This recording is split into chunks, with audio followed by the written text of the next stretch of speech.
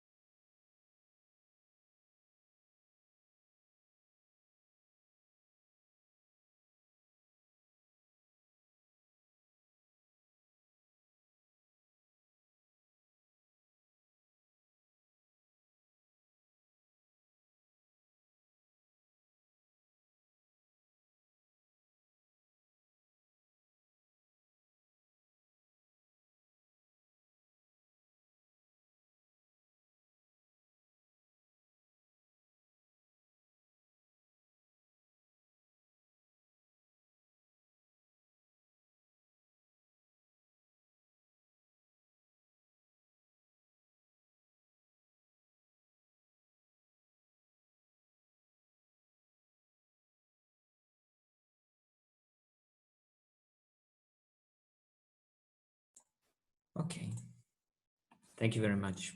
So it's now my pleasure to introduce today's speaker.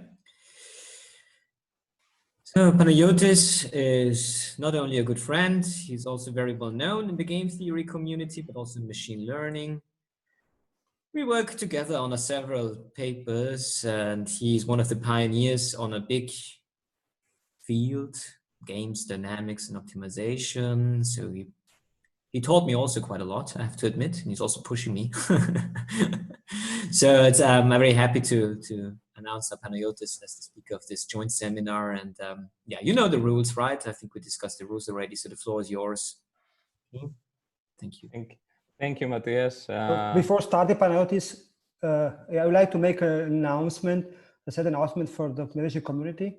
So Boris Mordukovic informed me yesterday that Diethard Palaschke had passed away. He was one of the most prominent optimizers in Germany, editor-in-chief of optimization for many years.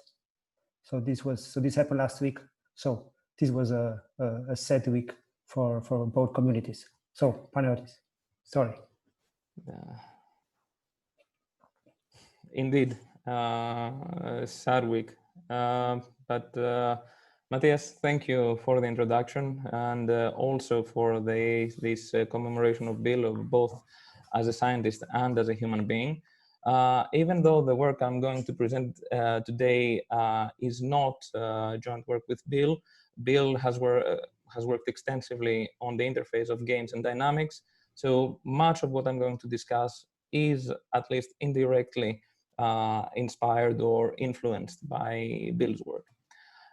What I am going to talk about today is, basically a short survey of the triple point between games dynamics optimization. I should say the title of the talk actually alludes to a series of conferences co-organized by Matthias and Radu, last one being at Rome this year.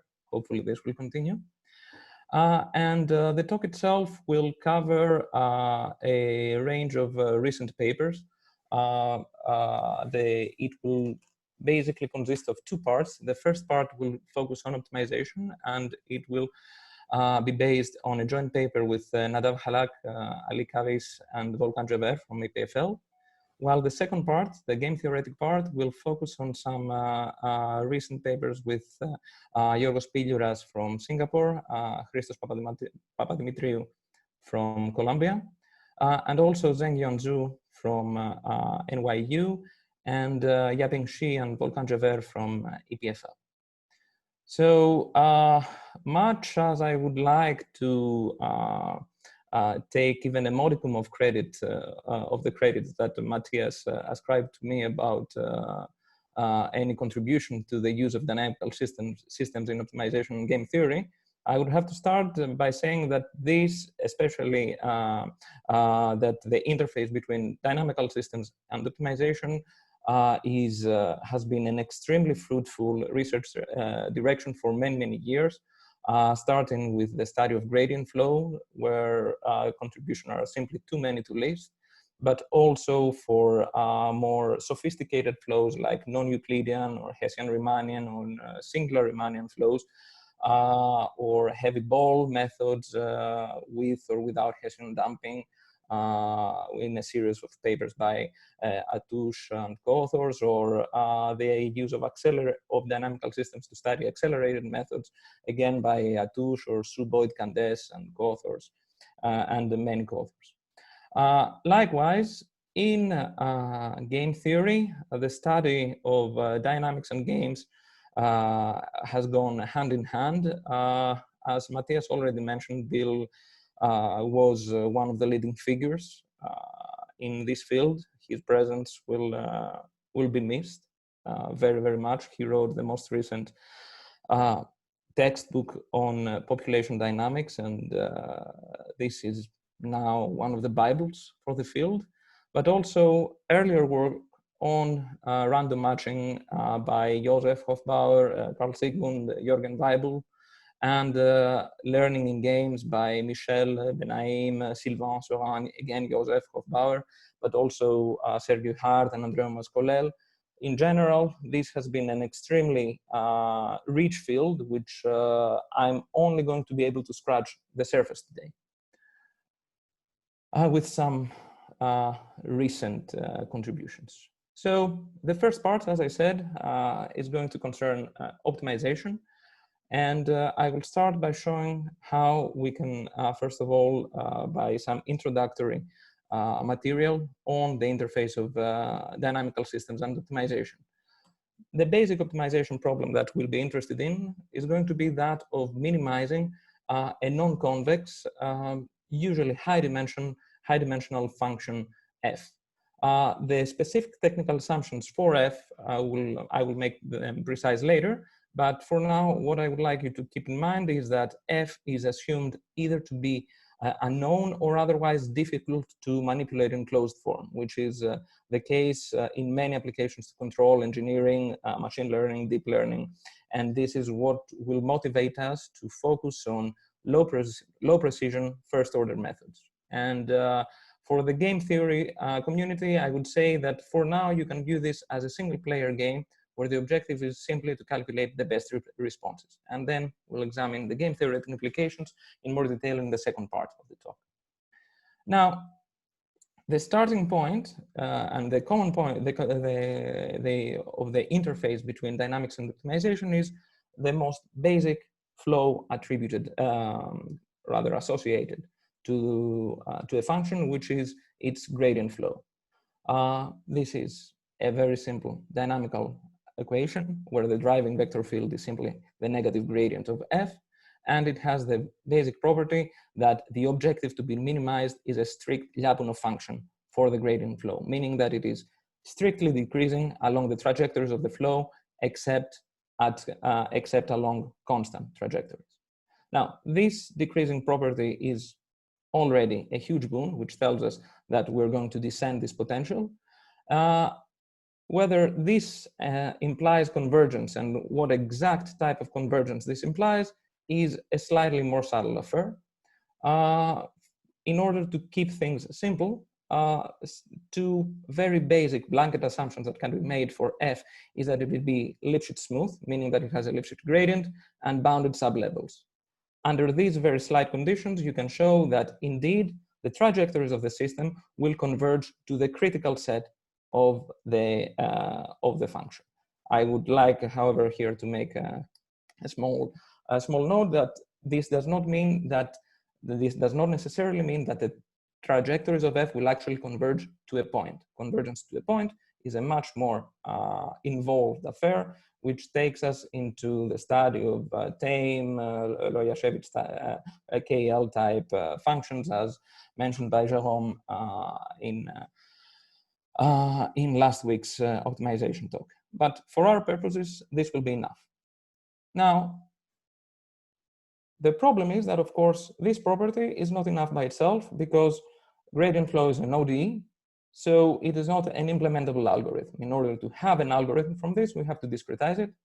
And the most straightforward way to do this is, of course, to take a, let's say, a forward Euler explicit discretization. This means that we start at a given point, we take the gradient of f, we take rather a step along the negative gradient of f, and we generate a new point. This is the standard gradient descent algorithm. A more sophisticated way of discretizing this dynamical system is by taking a backward Euler discretization or an implicit Euler discretization, where we take where we try to solve an implicit equation and take a gradient step along the future step where we will land on. This is known in optimization as the proximal gradient algorithm. And the difference is that the gradient at which we took, the gradient with respect to which we took a step is actually the gradient at the point where we ended up in. So of course, this is an implicit method, with very good theoretical convergence properties, but difficult, if not impossible, to implement in practice. So between these two extremes of an explicit and implicit discretization, one could hope to use a more sophisticated explicit discretization scheme, such as a Runge-Kutta method. And one of the simplest that one could do is to take a midpoint Runge-Kutta method, which simply takes a first gradient step along the base point to generate a new leading state. Then the gradient at this leading state is calculated, and the update of the algorithm is done relative to this new, to this intermediate gradient. This in optimization is known as the extra gradient method, and it is due to Korpelevich in the 70s. It is not the standard RK4 discretization method. It is a much cruder discretization method, but at least in optimization, higher order Runge-Kutta discretization schemes do not seem to be of any further appeal. Now, a common underpinning of all these methods is that they all require deterministic, perfect gradient feedback, meaning that they require full knowledge of the gradients. This is not always easy, especially when f is a high-dimensional, difficult to manipulate function. So, for instance, in machine learning, when you have a function which is defined over a very big data set, then you could only hope to optimize a batch of component gradients. In other applications to control and engineering, this could again be a stochastic objective over which you have no control. So it would be nature that would give you a stochastic gradient, and this is all that you would have to go by. And what is of more interest in game theory and bounded convex optimization settings is the case where any sort of gradient information on f is unavailable, and the only observation that you have is simply the value of f at a query point. This is not something which is done by choice. This is something which is, in many applications, something which cannot be avoided. And of course, renders the use of gradient-based method so much harder.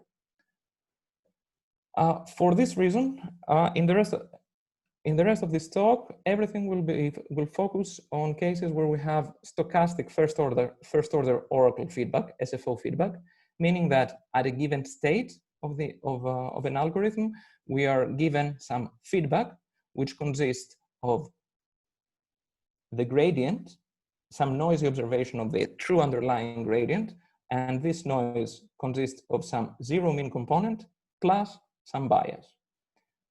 What the exact assumptions are for the noise and the bias is something which we'll talk about later, but I just wanted to say that this is the general model that we'll be dealing with. In the case of stochastic gradient descent, usually the bias component is not present, so you have the standard SGD method. But in other cases, especially when you are trying to deduce gradient information on f based only on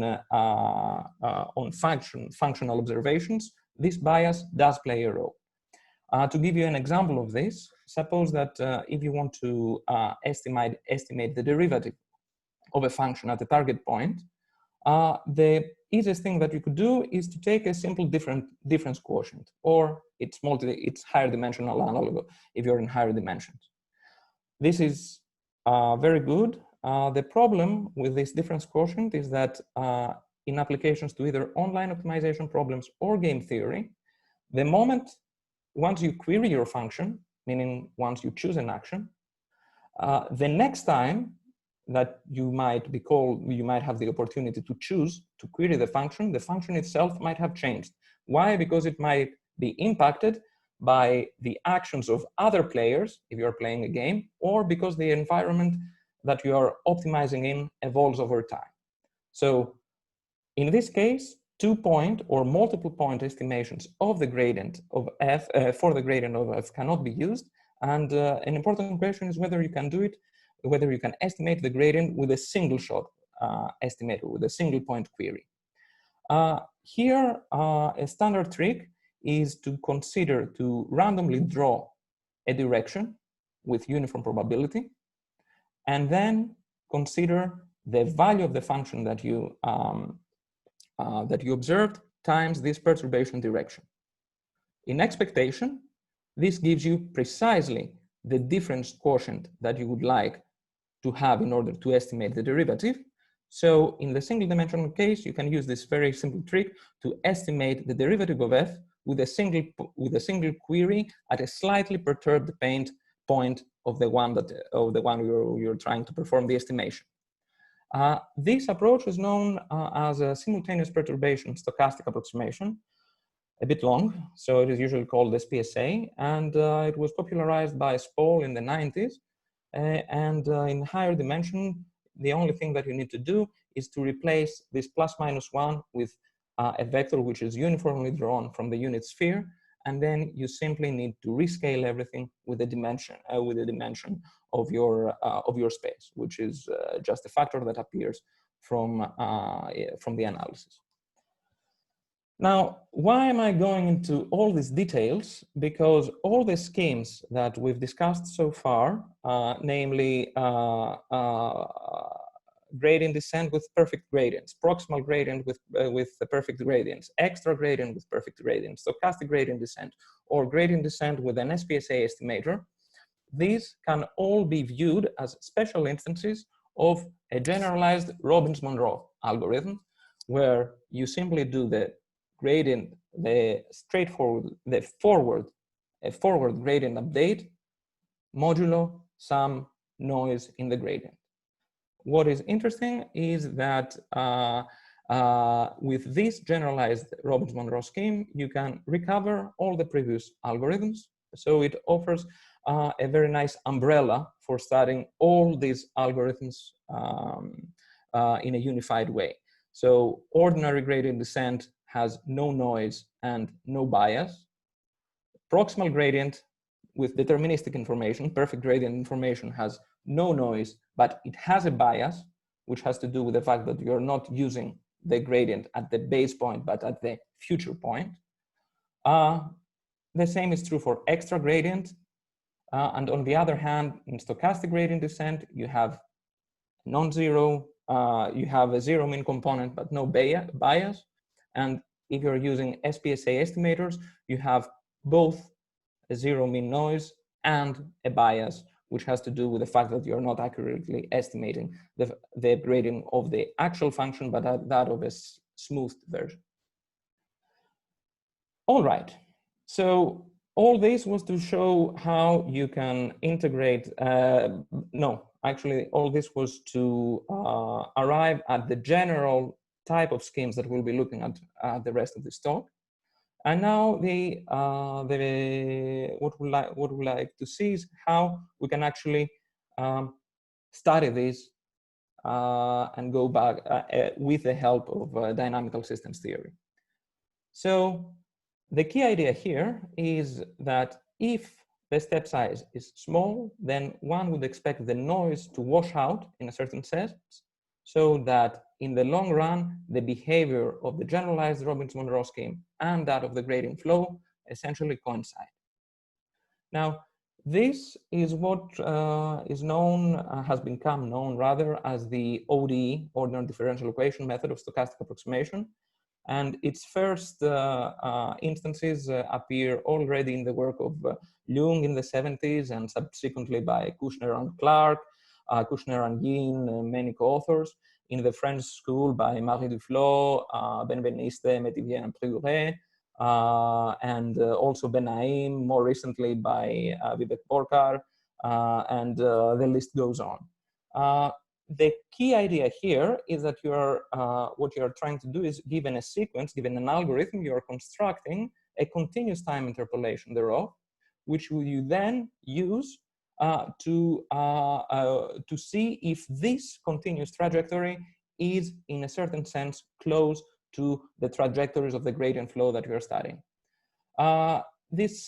Formally, this is captured by by the notion of an asymptotic pseudo trajectory, or APT, which tells you that a given sequence is an APT, essentially if it tracks the gradient flow with arbitrary accuracy over windows of arbitrary length.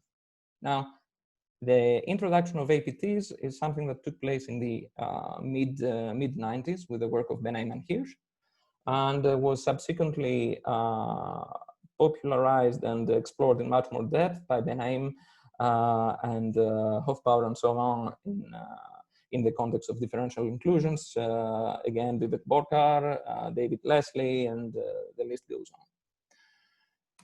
on.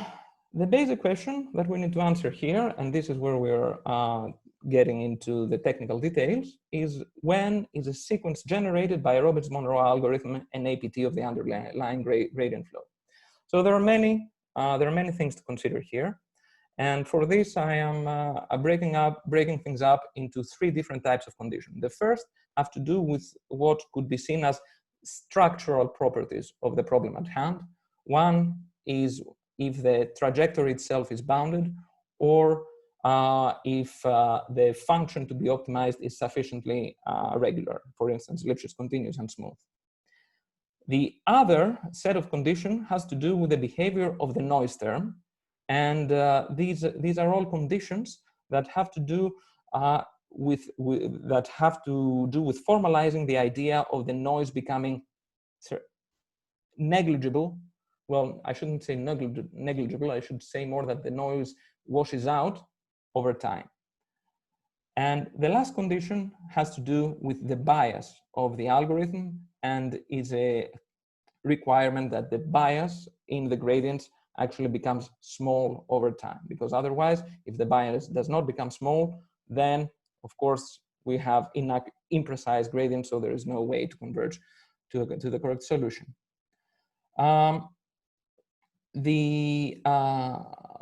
The importance of this condition is that these are all sort of a mix and match type of, this is a mix and match type of setting. So in the sense that if you take any A-type condition and any B-type condition, and well, okay, there's only one C-type condition, but if you do any of these combinations, then the sequence generated by generalized Robbins-Monroe scheme is an APT of the underlying gradient flow. And why is this important? Because there is this basic theorem by Benem and Hirsch, which tells you that if you have a bounded APT of a gradient flow, then this APT actually converges to the set of critical points of F with probability 1. Going back to this condition, this tells you that if the three basic conditions that we discussed, meaning Lipschitz continuity, Lipschitz smoothness, and bounded sublevel sets are satisfied, and the APT in question is itself bounded, then it actually converges with probability 1 to a component of the critical set where F is actually constant. The problem with this result is that it has this boundedness postulate, and this is not an easy condition to get rid of. This was also Patrick's question to Jérôme, if I remember correctly, in the last talk. And the reason is that this is an implicit algorithm-dependent assumption, which is definitely not easy to verify. What is the problem? Is that you could have basically infinite areas of the search space where the gradients are vanishingly small, like in a function like x to the minus x squared. In these areas, because the vanishing gradient is very small without leading, however, to a critical point, the noise takes a more major role, and so you basically end up with an ambulatory process which does not necessarily converge or have any good convergence properties. So to counter this, one natural assumption to make is that the gradient sublevel sets of the functions do not extend to infinity, meaning that for some epsilon, for some positive epsilon, the set of points which have a gradient norm less than epsilon is actually bounded, which of course in turn implies that the critical set of F is compact. What is important is that if you make this assumption, then the continuous time gradient flow has a very important uniformity property, in the sense that either it descends the value of the function by a uniform amount, or it is already near critical. What this means is that for any threshold value epsilon, there is some uniform time after which the trajectories of F the trajectories of the gradient flow have either decreased the value of the objective by at least epsilon, or they are within and remain within epsilon distance of the critical set. This is one very important component because it shows that in a certain precise sense, the trajectories of the gradient flow converge uniformly in this sense to the critical set of the function at hand. But this is not by itself enough. The other important component of this bounded gradient sublevel condition is that you can extract a convergent subsequence, meaning that with probability 1, there exists a random subsequence of the Robbins-Monroe algorithm which converges to a critical point of F. And then taking this component, the existence of a convergent subsequence, combining this with this uniformity, uniform descent properties of the dynamical flow, and with the definition of what it means to be an asymptotic pseudo trajectory, you can actually get a result which gets rid of boundedness and tells you that if you have a function which is Lipschitz continuous, Lipschitz smooth, and has bounded sublevel and gradient sublevel sets, and of course the step size satisfies any of the conditions we discussed before, then with probability 1, generalized Robbins-Monroe schemes converge to a possibly random component of the critical set of the function over which the function itself is constant. Now, this is a step forward because it gets rid of boundedness, but of course in optimization, not all critical points are created equal, and in particular, you could have very complicated profiles of critical manifolds which are in no way desirable because they could even consist of local maximizers.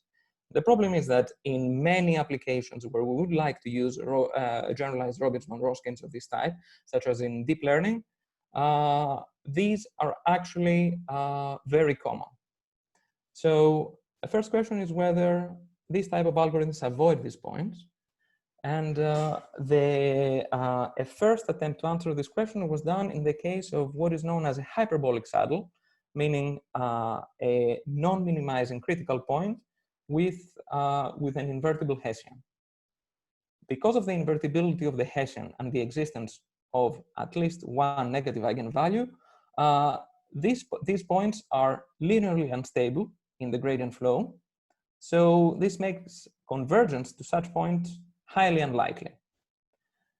The problem is that the actual probabilistic arguments that need to go into making the statement precise are very subtle and intricate. And in a very difficult paper, Robin P. Mantle in the 90s showed that this is actually true if the saddle point in question is hyperbolic, the noise entering the process is finite almost surely and uniformly exciting, meaning that its projection along any ray is positive in expectation. And with a very specific step size rule, meaning specifically 1/n. If these conditions are satisfied, then P. Mantle showed that the probability that that the algorithm converges to a hyperbolic saddle point is 0. All right. Now, going back to our original example here, the problem is that in many applications, hyperbolic saddle points are actually very rare because you have degeneracies and you have 0 eigenvalues of the Hessian. So instead, it makes more sense, or at least it is desirable to try and get rid of this hyperbolicity assumption and only look at saddle points that simply have a negative eigenvalue in the Hessian. These are known as strict saddle points. I should say, of course, that the notion of that they're not really saddle points per se, they're simply non-minimizing points, but this terminology has become entrenched, so I'm using it as well. And perhaps the most well-known result in this context is a result by Gay et al. And co-authors from a 2015 Colt paper, which says the following. First of all, you're fixing some probability threshold zeta. Everything that we will say will hold with probability at least 1 minus zeta. Then you have a range of assumptions, which some of them are harder to satisfy than others. First, you require that F is bounded and is Lipschitz smooth. You also require continuity of the Hessian, Lipschitz continuity of the Hessian.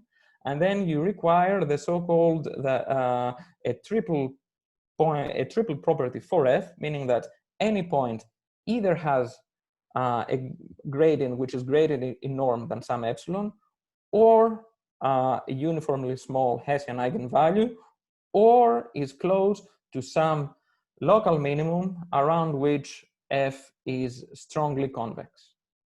You also require that the noise be finite with probability 1, and you consider algorithms where you further inject a component of the noise which is drawn, which is uniformly sampled from the unit sphere, and you have no bias.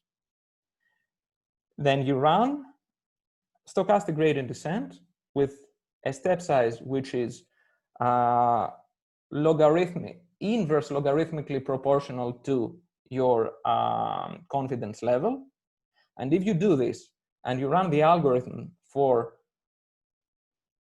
that many iterations, then you will get a point which is close to the to this local minimum of f around which f is strongly convex, and is thus away from any strict saddle point.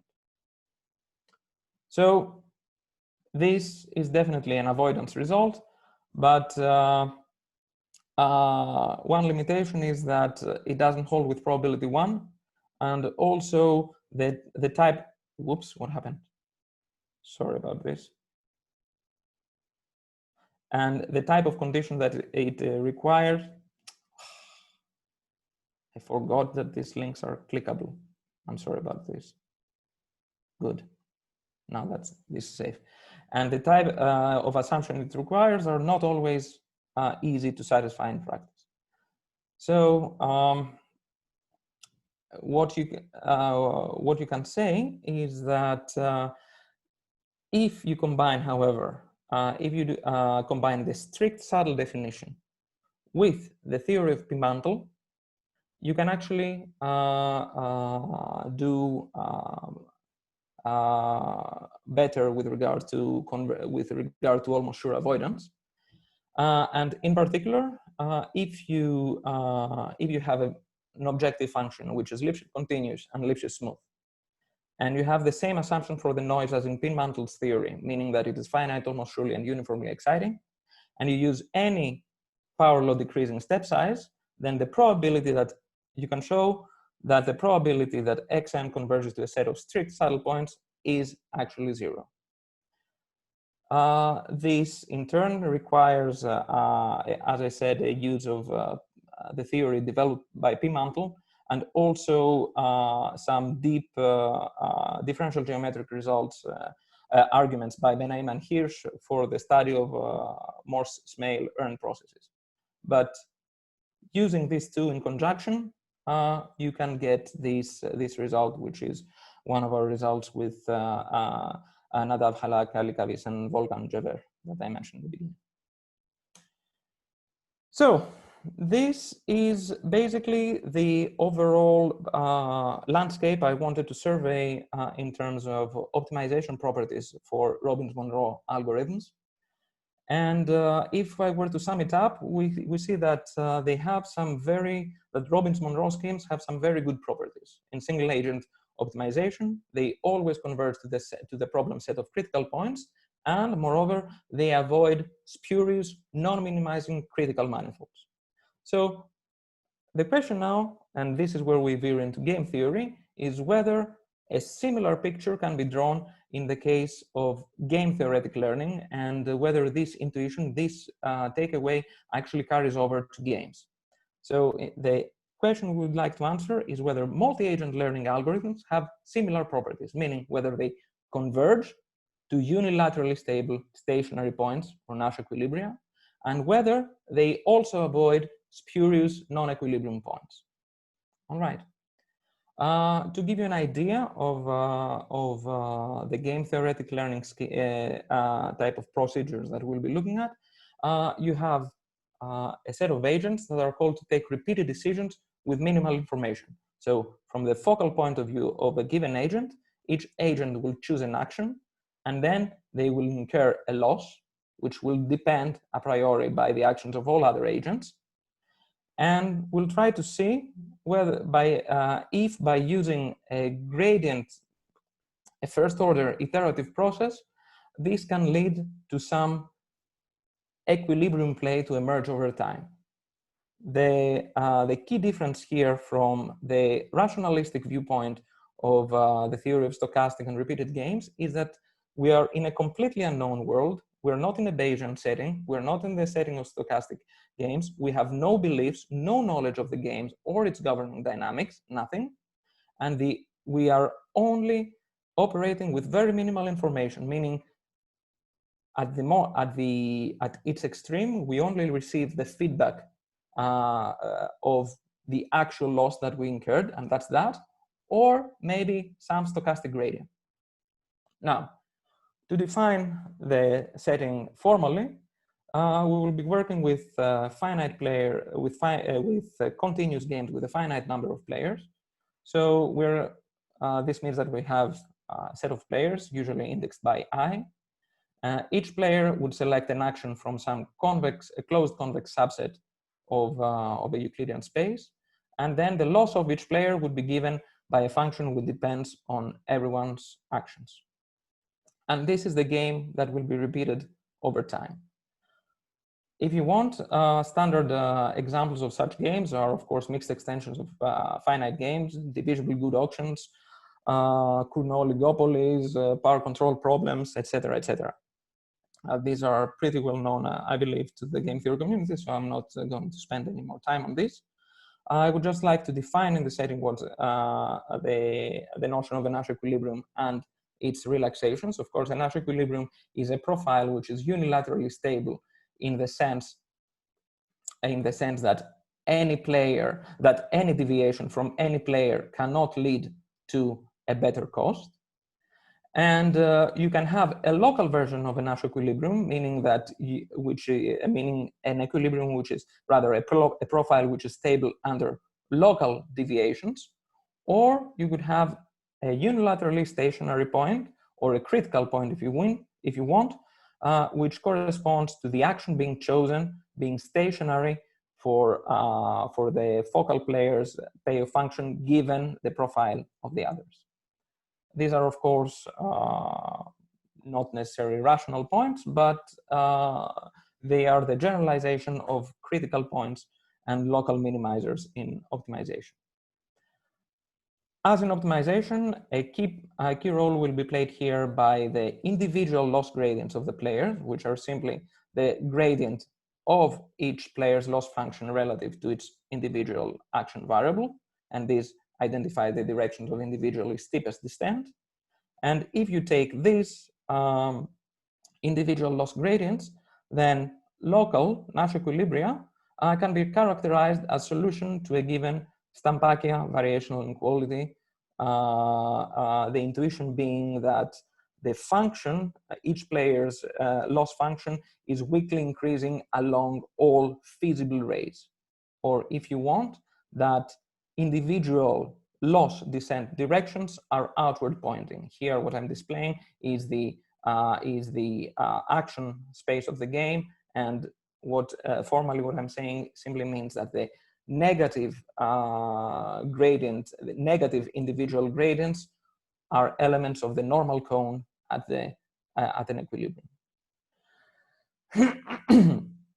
So here, once we have all this, then we can simply rewrite the list of algorithms that we studied in optimization, and we could of course consider the individual version of gradient descent, the individual version of extra gradient, or again stochastic gradient, or SPSA in the case where players only observe their losses, and this is that.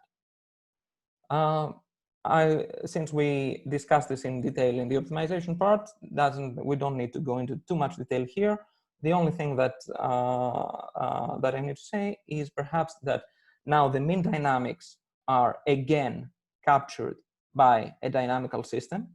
This is where instead of the gradient of the loss, we have the individual loss gradients. But, and this is of course a major difference, even though these are individual loss gradients, the whole system is no longer a gradient system. So let's see how, in the rest of the talk, I would like to see how these algorithms behave in these types of games. And a good starting point is to take a very simple bilinear two-player zero-sum game where you have a minimizing player, a maximizing player, and the objective function, the min-max objective, is simply bilinear. And for simplicity, we can forget anything about constraints, in which case the mean dynamics of the process take this very, very simple form. Right, it is a linear system. What is nice is that because everything is so explicit, we also have an energy function for this system, and this energy function is weakly Lyapunov. Weakly here because if the payoff matrix defining the game is symmetric, then it is actually a constant of motion. What this means is that the level sets of this function is where the trajectories of the gradient flow, of this rather Hamiltonian flow, will be constrained to live on. And in a simple two-dimensional example, this actually gives a foliation of the entire state space into an ensemble of periodic orbits, which is exactly what I'm showing here. This is a roadblock because this means that the mean dynamics no longer converge to an equilibrium. Instead, what you can show is that in this class of games, these dynamics exhibit a certain property known as Poincaré recurrence, which means that almost all solution trajectories return arbitrarily close to their starting point infinitely many times. And actually, this is what this little picture is showing here. You start with an image of Poincaré, and you apply a simple transformation made of a shear and the translation, and you repeat it. You end up getting noise at some point, but then if you keep repeating it, you basically get back the original picture. And this is exactly what recurrence means, that the trajectories of the system might evolve along a very complicated way, but they will always eventually return arbitrarily close to its starting point, to their starting point. And this is one of the basic results that you can have for this type of mean dynamics in bilinear zero-sum games, meaning that these mean dynamics, these individual gradient descent following dynamics, are Poincaré recurrent in all bilinear min-max games that admit an equilibrium. Now, what we're interested in is actually algorithms or learning processes that could eventually be implemented. So what we'd like to see is what happens if we discretize and we take the algorithm version of these dynamics.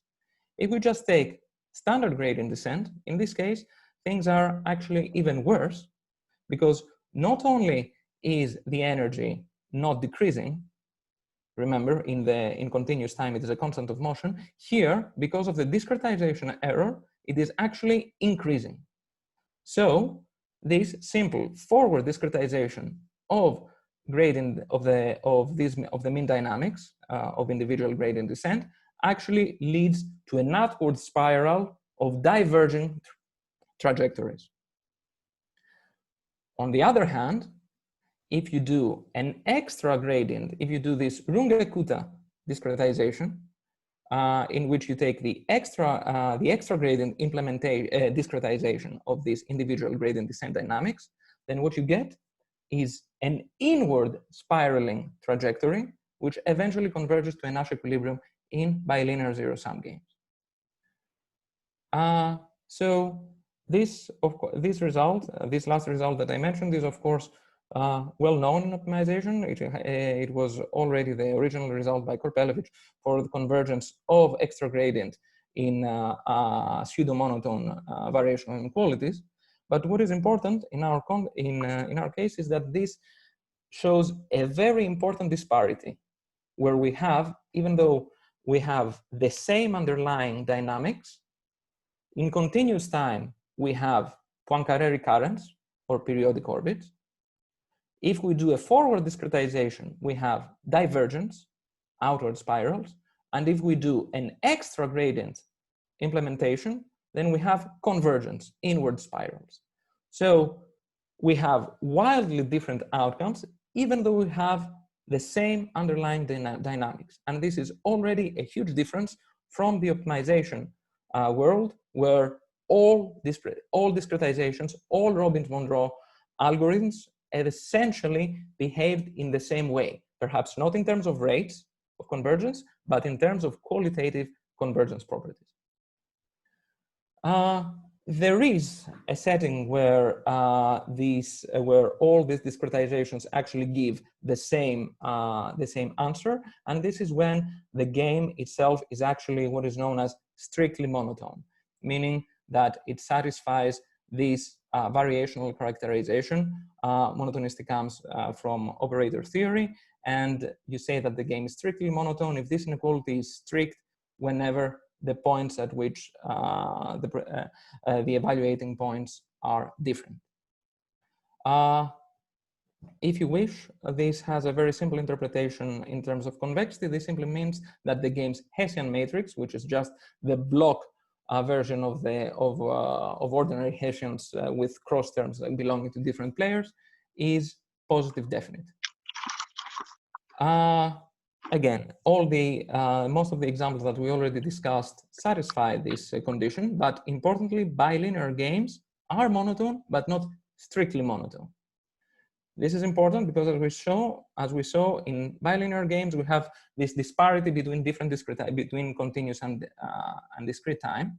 But in strictly monotone games, if you study the evolution of the various energy functions, then you get a term which is strictly positive and thus driving to equilibrium.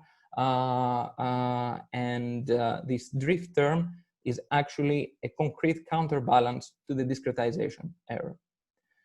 And using this, you can show the following result, which is a result which we showed with Zhengyuan Zhu in a math prog paper last year, which tells you that if the game is strictly monotone and any of the combination of the mix and match generalized Robbins-Monroe conditions hold, then these algorithms all converge to the game's Nash equilibrium with probability 1. So if you want high level in strictly monotone games, gradient methods always converge to Nash equilibrium. So, but this is in strictly monotone games, and strictly monotone games, or even monotone games, is a quite restrictive set of games to consider. So one can ask what happens beyond this monotone case. So what you can try to do in order to look at this question is to go to the simplest bilinear zero-sum game that you can write and consider a simple perturbation to just one of the variables. So what you do is you take an arbitrarily small epsilon and you introduce a non-convex, non-concave penalty function to this variable. If you do this, recall that the original game had a profile, a dynamical profile, which consisted of a foliation of periodic orbits. Now, this perturbed game actually has a vastly different profile. You have a unique critical point of the origin. This point is not a Nash equilibrium. In fact, it is unstable under the mean dynamics. And the mean dynamics of the game are actually attracted to a unique stable limit cycles from almost all initial conditions. What this means is that if you run a Robbins-Monroe algorithm in this case, what you end up with is profiles of this form, where you have a limit cycle, which is this white cycle here, and then all trajectories, either deterministic or stochastic, or even with an extra gradient component, always end up converging to this limit cycle. Now, this is already quite problematic because it shows that you can have Robbins-Monroe algorithms which converge to a set that has no critical, no stationary points of the game whatsoever. It is just a limit cycle at some arbitrary position, and it has no consequences for rational behavior. It has no relation to the game's equilibrium. So you can say that maybe this is because this min-max game, does not admit a Nash equilibrium.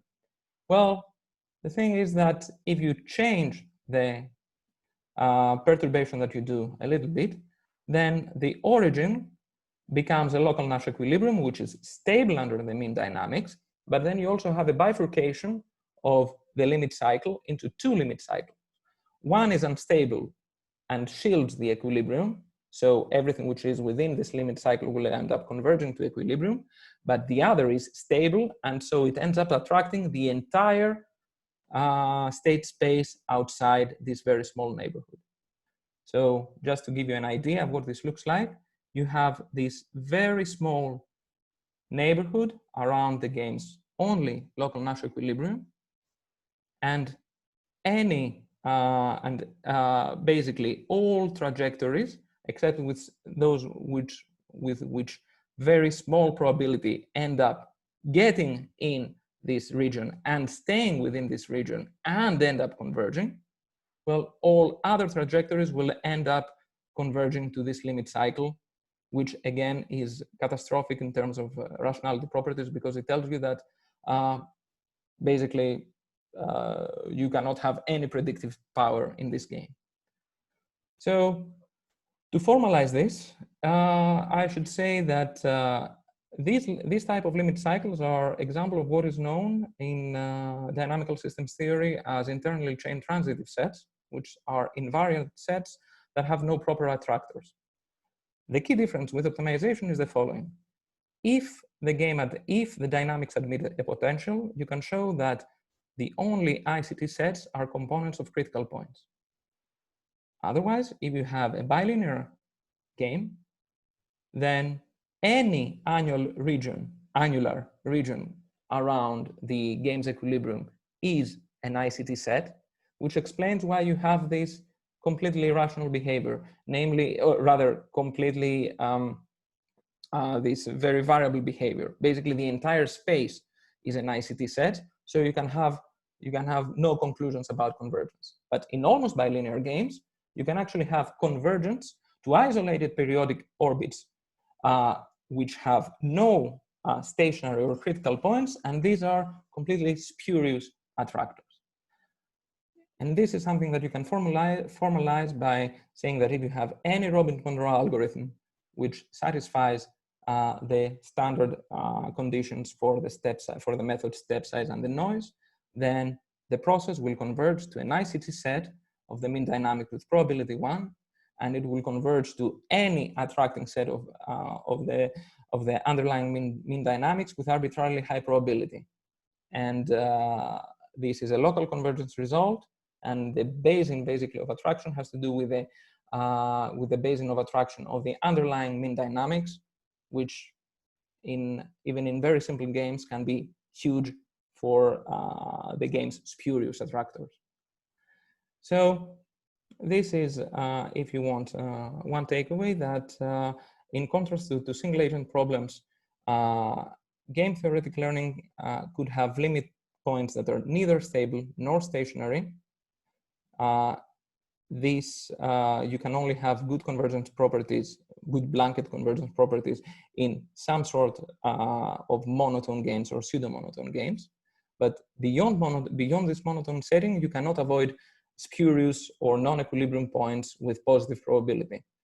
Now, the problem is that many of the zero-sum games that we want to study in practice, especially in deep learning, machine learning, and generative adversarial nets, actually do have this non-monotone property. They are non-monotone zero-sum games. So if we want to develop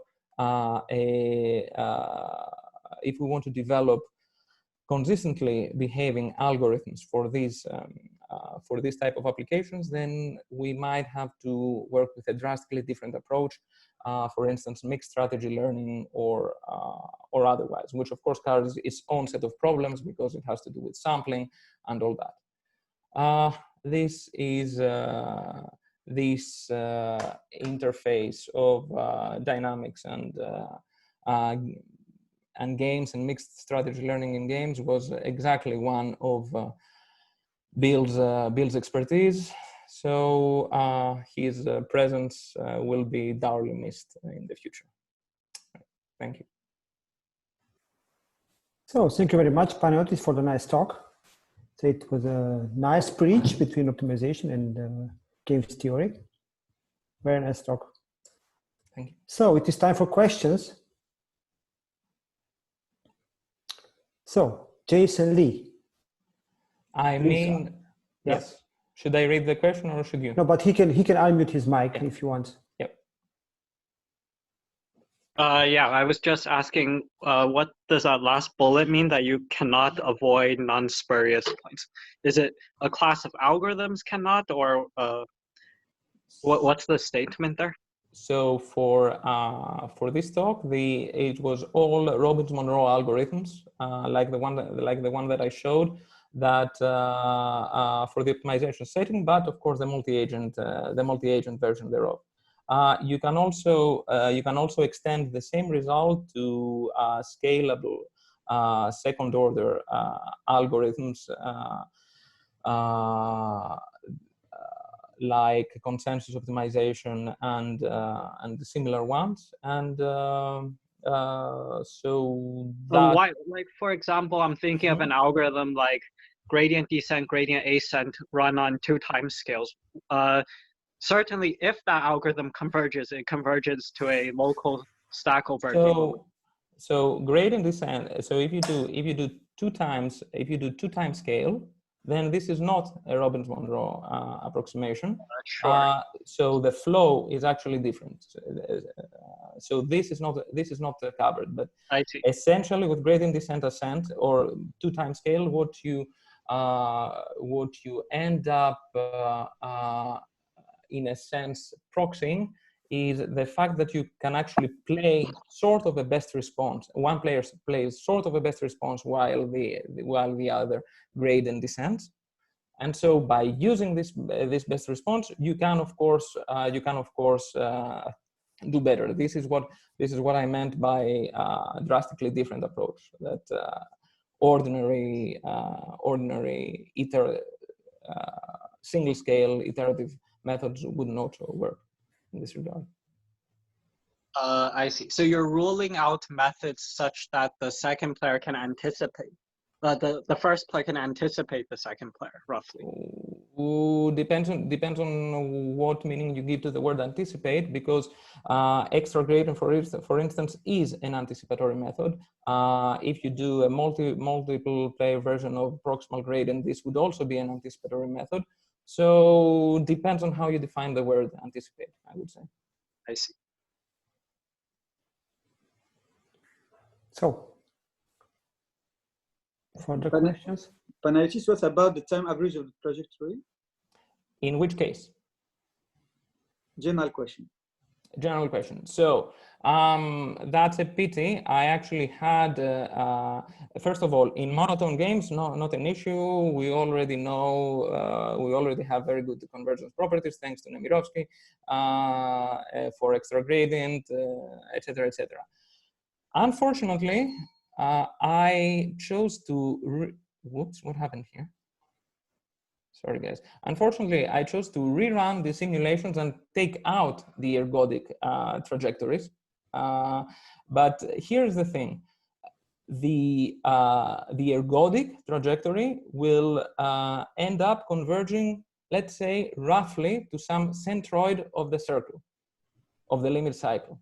Now, in this particular example, it so happens that the limit cycle and the spurious critical point are close to each other, but you can have you can basically have a very asymmetric limit cycle, in which case the ergodic average converges at some random point which is not critical, nothing.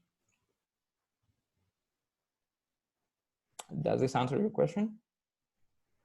but I can't hear you. Yes. Okay, thank you. Further questions? Then I have a question. So what happens, Panayotis, in the case when one adds some regularizers to this convex function plus a concave one, and of course then you need, when you have a kind of prox extra gradient or even a prox Chang algorithm. So a lot would depend on how much regularization you would end up adding. For instance, if you over-regularize the problem, you could essentially monotonize it, in which case you would have convergence, but of course to a point which might not necessarily be close to the critical points of the original problem. If you under-regularize, meaning that you just add a little bit of regularization, then because of by continuity of attractors, the attractors of the under-regularized system would essentially be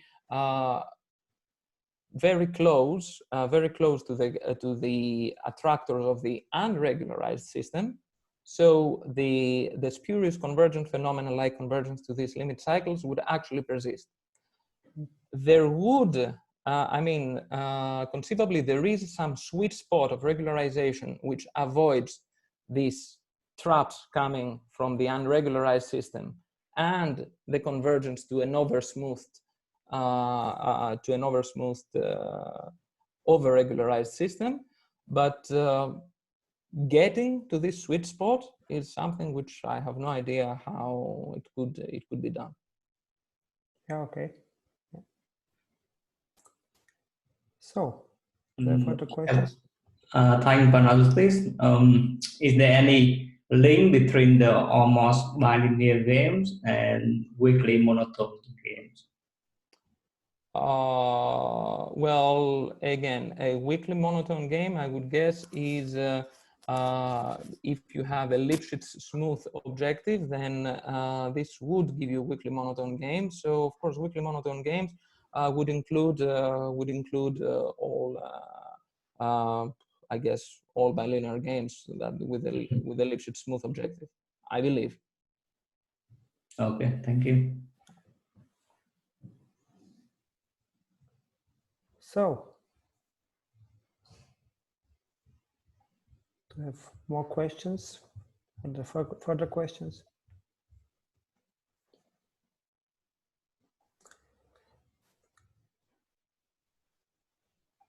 So, Panayotis, very nice talk. So, min-max problems are like very, very important. I mean, also for the deep learning community, for GANs. Yeah. So, and yes. yeah, so it is a kind of let's say revival of the topic, what we have now. But it's fine. Okay, so we have some questions in the chat. Oh, we do. I didn't see that. So. Okay. Okay. Yeah. Well, okay. First of all, thanks a lot. Unfortunately, not. I have to, at some point, I have to succumb to the pressure to actually write something, but that's the best I have. I'm sorry. Okay. So I mean, the question was asked by a grad student reading Panayotis habilitation thesis. Yes. So, okay, then thank you, Panayotis, for the nice talk. Thank you.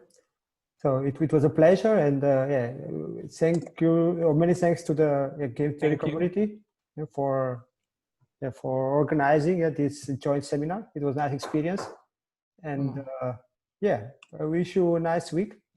Next week we'll have Xiaoming Yuan as a speaker, and there will be 2 more talks in the first season. My thanks to both communities. Yes, thank you, Panayotis. And I just want to say that the video will be on the website of the seminar and the slides as well, Panayotis, I guess. Yes. Yeah? Okay, so thank you very much. Have a nice week. Thank you, everyone. Bye-bye. Bye-bye.